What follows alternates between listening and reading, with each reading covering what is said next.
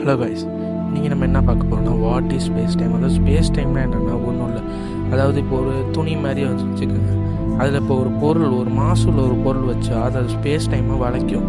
So அப்படி வளைக்கும் போது என்ன ஆகும்னா, மாஸ் அதிகமாக உள்ள பொருளை நோக்கி மாஸ் கம்மியாக உள்ள பொருள் அதை நோக்கி போகும். இப்போ லைக் இதை பார்க்குற ஒரு உலகம் இருக்குல்ல, ஆப்பிள் போகுது அந்த மாதிரி.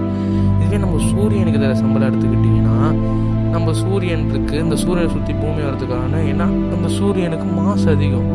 ஸோ சுத்தம் இப்போ இந்த பிக்சரில் பார்த்தீங்கன்னா இப்போ 2 மாஸ் ஈக்குவலாக உள்ள ஒரு பொருள், அதாவது 2 மாஸ் அதுக்கு ஈக்குவலாக இருக்குது. அது அங்கே ஓரமாக வச்சாலுமே ரெண்டுமே தன்னை ஒரு ஈக்குவலாக அட்ராக்ட் ஆகிக்கும். இதுவே மாஸ் அதிகமாக உள்ள ஒரு பொருளை வச்சுட்டு மாஸ் கம்மியாக உள்ள பொருளை ஸ்ட்ரைட் லைனாக வச்சோம்னா ஸ்ட்ரைட்டாக போய் அதில் மோத தான் செய்யும். ஸோ இதுவே நம்ம இந்த பொருளை ஒரு சைக்கிள் வச்சு சுற்றோம்னா அது அப்படியே ஆர்பிட், இதுதான் ஆர்பிட்னு சொல்லுவாங்க. ஸோ இதுதான் ஸ்பேஸ் டைம்.